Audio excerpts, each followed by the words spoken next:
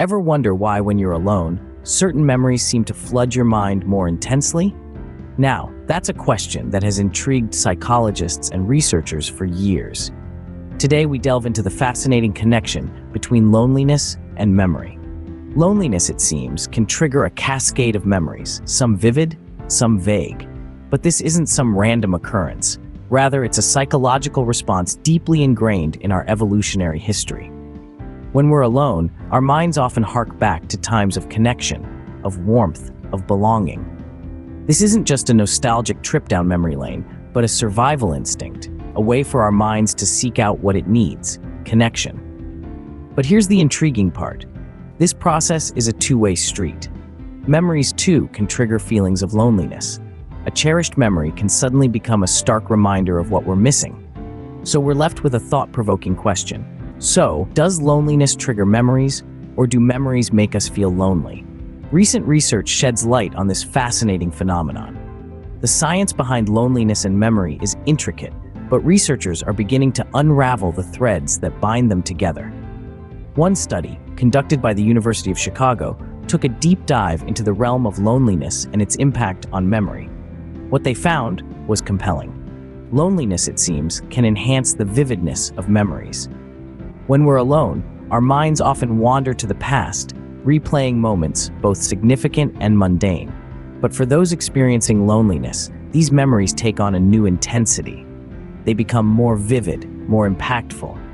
This heightened significance makes these memories more likely to be recalled, reinforcing the feelings of loneliness. But there's more to this story. Another study, this time from the University of California, suggests that loneliness can lead to self-centeredness.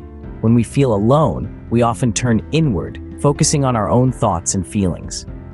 This introspection can lead to a heightened sense of self, a state of self-centeredness. And here's where the cycle really begins to spin. This self-centeredness, born of loneliness, can lead to increasingly vivid memories. As our focus narrows on our own experiences, our memories become more intense. They play in our minds like high-definition movies, capturing every detail with stunning clarity. We relive these moments again and again, and each repetition makes the memory more vivid, more potent. And so the cycle continues. Loneliness leads to self-centeredness, which leads to vivid memories, which in turn reinforces the feelings of loneliness. It's a cycle that can be difficult to break, a whirlpool of emotion and memory that pulls us deeper into our own minds. It seems that our memories and feelings of loneliness are intrinsically intertwined, each fueling the other in an endless cycle. Understanding this cycle can help us manage our feelings of loneliness. It's a fascinating interplay, really. Loneliness sparks our memories, which in turn fuel our loneliness, creating a cycle that can seem endless. But as complex as this cycle may be, it also provides us with a roadmap. By understanding how these two elements interact, we can begin to manage our feelings of loneliness and improve our mental health. It's like solving a puzzle, where each piece represents a different aspect of our emotional state. A crucial part of this puzzle is to develop healthy coping mechanisms. This might mean engaging in activities that bring joy or seeking professional help when needed. Equally important is nurturing our social connections. Remember that a single conversation, a shared laugh, or even a simple text message can disrupt this cycle, bringing a moment of respite from loneliness. The power lies within us, and the tools are at our disposal. And remember, understanding is the first step towards change. As we reflect on the interplay between loneliness and memory, we realize how much of our present is fueled by our past.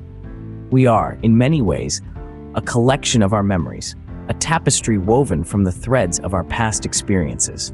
These memories, particularly those that are vivid and emotionally charged, often shape our present experiences and feelings of loneliness. Think about it. How often do you find yourself feeling isolated, not because you're physically alone, but because you're immersed in a memory? Maybe it's a memory of a time when you felt deeply connected, or perhaps it's a memory of a time when you felt profoundly alone. These recollections trigger emotions that can make us feel lonely, even when we're surrounded by others. It's as if our past has a hold on our present, dictating how we feel and perceive our current reality. So next time you feel alone, ask yourself, Are you truly alone, or are you simply haunted by the ghosts of your past?